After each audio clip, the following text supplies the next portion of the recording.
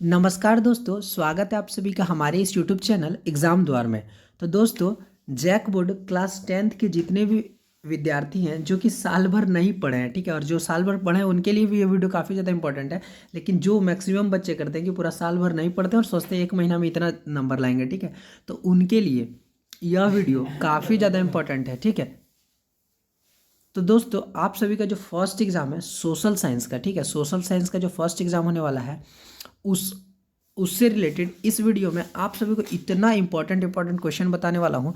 जितना सारा क्वेश्चन बताऊंगा उसी के अंदर पूछेगा, उसी के अंदर आएगा, ये गारंटी मेरा है, उससे बाहर क्वेश्चन नहीं पूछेगा, ठीक है। तो दोस्तों, इसी का जो सीरीज चला रहा हूँ मैं आप सभी को, इसका जैसे कि सुमुद्रन का मॉडल सेट 3 जो आप सभी को स्क्रीन पे दिख रहा होगा, इसका मॉडल सेट 1 जो है वो चैनल पे अपलोड हो चुका है। मॉडल सेट 2 जो भी अपलोड हो चुका है, जाकर के आप लोग चैनल से चेकआउट कर लेना। और ये मॉडल सेट 3 है, ठीक है, जो कि मैं आप सभी को आज बताने वाला हूँ। आज के इस वीडियो में आप सभी को तो एमसीक्यू क्वेश्चन बताऊंगा ही, साथ ही दोस्तों जितना सब्जेक्टिव क्वेश्चन है वो भी बताऊंगा, यानी कि ऑब्जेक्टिव और सब्जेक्टिव दोनों क्वेश्चन बताने वाला हूं। तो चलिए वीडियो को बिना देरी करते हुए स्टार्ट करते हैं। चैनल को जो है वो सब्सक्राइब करके रखिएगा, क्योंकि अभी से लेकर के एग्जाम तक, इवन आप सभी के रिजल्ट आने तक आप सभी का चैनल ये साथ रहने वाला है। तो चलिए चलते हैं, वीडियो को स्टार्ट करते हैं। तो दोस्तों, जैसा कि आप सभी को पता है कि हम लोग का जो है वो एमसीक्यू 30 एमसीक्यू पूछने वाला है, यानी कि 30 क्वेश्चन पूछने वाला है। तो हम लोग इसमें पहले 30 एमसीक्यू देखेंगे, उसके बाद सब्जेक्टिव टाइप ऑफ क्वेश्चन देखेंगे, ठीक है। तो सबसे पहला जो क्वेश्चन है वो कह रहा है कि निम्न में से कौन सी घटना पूरे यूरोप के शिक्षित अभिजात राष्ट्रीय भावनाओं का संचार किया, ठीक है। निम्न में से कौन सी घटना पूरे यूरोप के अशिक्षित अभिजात वर्ग राष्ट्रीय भावनाओं का संचार किया। तो इसका आंसर जो हो जाएगा वो ऑप्शन नंबर बी हो जाएगा, यानी कि यूनान का स्वतंत्रता संग्राम, ठीक है। यूनान का स्वतंत्रता संग्राम इसका बिल्कुल राइट आंसर हो जाएगा, ठीक है। आगे चलते हैं, और जो हमारे पास अगला आज का क्वेश्चन है, क्वेश्चन नंबर सेकेंड, वो कह रहा है कि जर्मनी के एकीकरण में प्रमुख भूमिका निभाने वाले बिस्मार्क कहाँ के चांसलर थे। जर्मनी के एकीकरण में प्रमुख भूमिका निभाने वाले बिस्मार्क कहाँ के चांसलर थे, तो वो प्रसा के, यानी कि ऑप्शन नंबर सी इसका बिल्कुल राइट आंसर हो जाएगा, प्रसा। अगला क्वेश्चन है हमारे पास, अगला क्वेश्चन है कि वियना संधि, अगला क्वेश्चन है कि वियना संधि कब हुई थी। वियना संधि कब हुई थी, तो दोस्तों वियना संधि जो हुई थी, वियना संधि 1815 ईस्वी में हुई थी, ठीक है। कब हुई थी, तो 1815 ईस्वी में। तो ऑप्शन नंबर 20 का बिल्कुल राइट आंसर हो जाएगा 1815 ईस्वी। आगे चलते हैं, अगला जो क्वेश्चन है हमारे पास वो कह रहा है कि 1918 में गांधी जी सूती कपड़ा कारखानों के मजदूरों के बीच सत्याग्रह आंदोलन चलाने के लिए कहाँ पहुंचे थे। 1918 में गांधी जी सूती कपड़ा कारखानों के मजदूरों के बीच सत्याग्रह आंदोलन चलाने के लिए कहाँ पहुंचे थे, तो दोस्तों अहमदाबाद पहुंचे थे, यानी कि ऑप्शन नंबर ए इसका बिल्कुल राइट आंसर हो जाएगा, अहमदाबाद, ठीक है, अहमदाबाद। आगे चलते हैं, अगला क्वेश्चन है हमारे पास कि चौरी चौरा में हिंसात्मक घटना के कारण महात्मा गांधी ने किस आंदोलन को वापस ले लिया, ठीक है। चौरी चौरा में हिंसात्मक घटना के कारण महात्मा गांधी ने किस आंदोलन को वापस ले लिया, तो इसका आंसर हो जाएगा ऑप्शन नंबर बी, यानी कि असहयोग आंदोलन, ठीक है। असहयोग आंदोलन इसका बिल्कुल राइट आंसर हो जाएगा। आगे चलते हैं, अगला जो हमारे पास क्वेश्चन है, क्वेश्चन नंबर 6, वो कह रहा है कि गाड़ियों के उत्पादन के लिए असेंबली लाइन का प्रयोग अमेरिका में सबसे पहले किसने किया था। गाड़ियों के उत्पादन के लिए असेंबली लाइन का प्रयोग अमेरिका में सबसे पहले किसने किया था, तो हेनरी फोर्ड ने, ठीक है। हेनरी फोर्ड इसका बिल्कुल राइट आंसर हो जाएगा, ऑप्शन नंबर डी इसका बिल्कुल करेक्ट आंसर हो जाएगा। सॉरी, एक मिनट वेट करना। तो जो अगला क्वेश्चन है हमारा, अगला क्वेश्चन हो जाएगा कि इंग्लैंड का कौन सा नगर फिनिशिंग सेंटर के रूप में विकसित हुआ। इंग्लैंड का कौन सा नगर था जो फिनिशिंग सेंटर के रूप में विकसित हुआ, तो दोस्तों लंदन जो है ना वो फिनिशिंग नगर के रूप में विकसित हुआ था, लंदन, ठीक है। ऑप्शन नंबर ए इसका बिल्कुल राइट आंसर हो जाएगा, लंदन। आगे चलते हैं, और अगला जो हमारा क्वेश्चन है वो कह रहा है कि ज्योतिबा फूले ने 1871 में जाति प्रथा के अत्याचारों पर कौन सी पुस्तक लिखी थी। ज्योतिबा फूले ने 1871 में जाति प्रथा के अत्याचारों पर कौन सी पुस्तक लिखी थी, तो दोस्तों गुलामगिरी, ठीक है। ऑप्शन नंबर ए इसका बिल्कुल राइट आंसर हो जाएगा, गुलामगिरी। आगे चलते हैं, अगला जो हमारे पास क्वेश्चन है कि निम्नांकित में से किस प्रांत में सीढ़ीदार सोपानी खेती की जाती है। निम्नांकित में से किस प्रांत में सीढ़ीदार यानी कि सोपानी खेती की जाती है, तो उत्तराखंड में, ठीक है। ऑप्शन नंबर डी इसका बिल्कुल राइट आंसर हो जाएगा, उत्तराखंड। आगे चलते हैं, अगला जो हमारे पास क्वेश्चन है वो कह रहा है कि निम्न में से कौन से राज्य अति पशुचारण के कारण भूमि निम्नीकरण के लिए जिम्मेवार है। निम्न में से कौन से राज्य अति पशुचारण के कारण भूमि निम्नीकरण के लिए जिम्मेवार है, तो इसका आंसर हो जाएगा ऑप्शन नंबर बी, यानी कि मध्य प्रदेश और राजस्थान। ठीक है, मध्य प्रदेश और राजस्थान इसका बिल्कुल राइट आंसर हो जाएगा। आगे चलते हैं क्वेश्चन नंबर 11 है हमारे पास कि बांधवगढ़ राष्ट्रीय उद्यान किस राज्य में स्थित है। बांधवगढ़ राष्ट्रीय उद्यान किस राज्य में स्थित है, तो मध्य प्रदेश में। ठीक है, मध्य प्रदेश इसका बिल्कुल राइट आंसर हो जाएगा, मध्य प्रदेश। आगे चलते हैं, अगला जो क्वेश्चन है हमारे पास कि वर्तमान समय में भारत में कुल विद्युत का लगभग कितना प्रतिशत भाग जल विद्युत से प्राप्त होता है। वर्तमान समय में भारत में कुल विद्युत का लगभग कितना प्रतिशत भाग जल विद्युत से प्राप्त होता है, तो 22%। ठीक है, यानी कि ऑप्शन नंबर डी इसका बिल्कुल राइट आंसर हो जाएगा, 22%।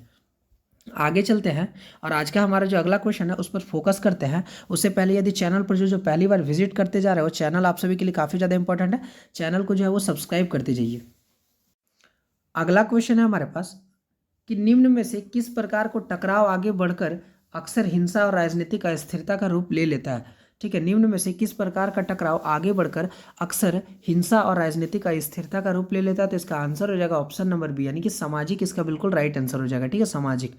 आगे चलते हैं, अगला जो क्वेश्चन है हमारे पास वो कह रहा है कि पुलिस, व्यापार, कृषि, सिंचाई जैसे प्रांतीय महत्व के विषय किस सूची के अंतर्गत आते हैं। पुलिस, व्यापार, कृषि, सिंचाई जैसे प्रांतीय महत्व के विषय किस सूची के अंतर्गत आते हैं, तो दोस्तों ये राज्य सूची के अंतर्गत आते हैं। ठीक है, ये राज्य सूची के अंतर्गत आते हैं, लेकिन इसमें हमको डाउट हो रहा है, ये हमको इनमें से सभी लग रहा है। ठीक है, तो इस क्वेश्चन को आप लोग देख लेना, इस क्वेश्चन को आप लोग देख लेना। ठीक है, इस क्वेश्चन को आप लोग देख लेना, क्योंकि इसमें हमको डाउट हो रहा है। ठीक है, इस वाले क्वेश्चन को आप लोग जो है वो देख लेना। आगे चलते हैं और आज का जो हमारा अगला क्वेश्चन है वो कह रहा है कि उत्तरी आयरलैंड में 44% रोमन कैथोलिकी का प्रतिनिधित्व कौन सी पार्टी करता है, तो दोस्तों नेशनलिस्ट पार्टी इसका प्रतिनिधित्व करता है, यानी कि ऑप्शन नंबर डी इसका बिल्कुल राइट आंसर हो जाएगा, नेशनलिस्ट पार्टी। ठीक है, नेशनलिस्ट पार्टी। आगे चलते हैं, अगला जो हमारे पास क्वेश्चन है वो कह रहा है कि निम्न में कौन सुमेलित नहीं है। निम्न में कौन सुमेलित नहीं है। नर्मदा बचाओ आंदोलन एक मुद्दे पर आधारित आंदोलन है, ये सुमेलित नहीं है। या फिर खाद्य विक्रेताओं का संघ दबाव समूह है, ये सुमेलित नहीं है। या फिर तृणमूल कांग्रेस जो है वो राजनीतिक दल है, ये सुमेलित नहीं है। या फिर श्रीलंका जो है वो संघात्मक शासन प्रणाली है, ये सुमेलित नहीं है। तो इसका आंसर जो हो जाएगा, इसका आंसर हो जाएगा वो ऑप्शन नंबर डी हो जाएगा। ठीक है, ऑप्शन नंबर डी इसका बिल्कुल राइट आंसर हो जाएगा, यानी कि श्रीलंका संघात्मक शासन प्रणाली। ठीक है, आगे चलते हैं, क्वेश्चन नंबर 21 है हमारे पास कि निम्नांकित में से कौन सा भारतीय जनता पार्टी का दिशा निर्देशक दर्शन है। निम्नांकित में से कौन सा भारतीय जनता पार्टी का दिशा निर्देशक दर्शन है, तो इसका आंसर हो जाएगा सांस्कृतिक राष्ट्रवाद। ठीक है, सांस्कृतिक राष्ट्रवाद इसका बिल्कुल राइट आंसर हो जाएगा, ऑप्शन नंबर सी जो है इसका बिल्कुल करेक्ट आंसर हो जाएगा। आगे चलते हैं और आज का जो हमारा अगला क्वेश्चन है, क्वेश्चन नंबर 22, वो कह रहा है कि लोकतांत्रिक सरकार होती है। लोकतांत्रिक सरकार क्या होती है, उत्तरदायी सरकार होती है, या फिर जिम्मेदार सरकार होती है, या फिर वैध सरकार होती है। तो दोस्तों ये उत्तरदायी सरकार भी होती है, जिम्मेदार सरकार भी होती है, वैध सरकार भी होती है, यानी कि इसका राइट आंसर हो जाएगा ऑप्शन नंबर डी, यानी कि इनमें से सभी। ठीक है, इनमें से सभी इसका बिल्कुल करेक्ट आंसर हो जाएगा, इनमें से सभी। आगे चलते हैं, अगला जो क्वेश्चन है हमारे पास कि भारतीय संविधान की प्रस्तावना में धर्मनिरपेक्ष शब्द संविधान के निम्न में से किस संशोधन द्वारा जोड़ा गया था। भारतीय संविधान की प्रस्तावना में धर्मनिरपेक्ष शब्द संविधान के निम्न में से किस संशोधन द्वारा जोड़ा गया था, तो इसका आंसर हो जाएगा ऑप्शन नंबर बी, यानी कि 42वें संविधान। ठीक है, ऑप्शन नंबर 20 का बिल्कुल राइट आंसर हो जाएगा 42वें संविधान। आगे चलते हैं, हमारा जो अगला क्वेश्चन है वो कह रहा है कि आर्थिक विकास के अंतर्गत सम्मिलित लक्ष्य है। ठीक है, आर्थिक विकास के अंतर्गत सम्मिलित लक्ष्य, तो इसका आंसर हो जाएगा ऑप्शन नंबर ए, यानी कि नियमित रोजगार। ठीक है, आर्थिक विकास के अंतर्गत सम्मिलित लक्ष्य है, तो इसका आंसर हो जाएगा नियमित रोजगार। आगे चलते हैं, अगला जो हमारे पास क्वेश्चन है वो कह रहा है कि निम्नांकित में से कौन सी आर्थिक गतिविधियां तृतीयक क्षेत्रक में नहीं आती है। निम्नांकित में से कौन सी आर्थिक गतिविधियां जो होती है वो तृतीयक क्षेत्रक में नहीं आती है। बैंकिंग, मधुमक्खी पालन, अध्यापन, या फिर किसी कॉल सेंटर में काम। तो दोस्तों बैंकिंग जो होती है वो तृतीयक क्षेत्र में आती है, अध्यापन जो होती है वो भी तृतीयक क्षेत्र में आती है, और किसी कॉल सेंटर में काम करना ये भी तृतीयक क्षेत्र में आती है। और जो मधुमक्खी का, एक मिनट, जो मधुमक्खी का पालन करना होता है ये तृतीयक क्षेत्र में नहीं आती है। तो इसका जो बिल्कुल राइट आंसर हो जाएगा वो ऑप्शन नंबर बी हो जाएगा, यानी कि मधुमक्खी का पालन करना। ठीक है, मधुमक्खी पालन इसका बिल्कुल राइट आंसर हो जाएगा। आगे चलते हैं और अगला क्वेश्चन की तरफ ध्यान देते हैं। चैनल पर नए हो तो सब्सक्राइब कर दीजिएगा। क्वेश्चन नंबर 26 है हमारे पास कि राष्ट्रीय ग्रामीण रोजगार गारंटी अधिनियम 2005 के प्रमुख उद्देश्य निम्न में से क्या है।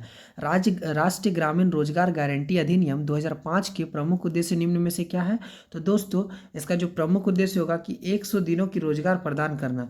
ठीक है, 100 दिनों की रोजगार प्रदान करना, ये इसका बिल्कुल राइट आंसर हो जाएगा। आगे चलते हैं और जो हमारा अगला क्वेश्चन है वो कह रहा है कि निम्नांकित में से कौन सा प्लास्टिक मुद्रा का उदाहरण है। निम्नांकित में से कौन सा प्लास्टिक मुद्रा का उदाहरण है, तो इसका आंसर हो जाएगा क्रेडिट कार्ड। ठीक है, क्रेडिट कार्ड इसका बिल्कुल राइट आंसर हो जाएगा। ऑप्शन नंबर सी इसका बिल्कुल करेक्ट आंसर हो जाएगा, क्रेडिट कार्ड। आगे चलते हैं, अगला जो हमारे पास क्वेश्चन है, क्वेश्चन नंबर 28, ये कह रहा है कि विश्व व्यापार संगठन के सदस्य देशों की संख्या कितनी है। विश्व व्यापार संगठन के सदस्य देशों की संख्या कितनी है, तो इसका जो आंसर हो जाएगा वो ऑप्शन नंबर ए हो जाएगा, यानी कि 149। ठीक है, 149 इसका बिल्कुल राइट आंसर हो जाएगा। आगे चलते हैं, अगला जो क्वेश्चन है वो कह रहा है कि विभिन्न देशों के बीच परस्पर संबंध और तीव्र एकीकरण की प्रक्रिया ही डैश है, तो इसका आंसर हो जाएगा वैश्वीकरण। ठीक है, वैश्वीकरण इसका बिल्कुल राइट आंसर हो जाएगा। अगला क्वेश्चन है कि निम्नांकित में से कौन नियमों और विनियमों के माध्यम से बाजार में संरक्षित है।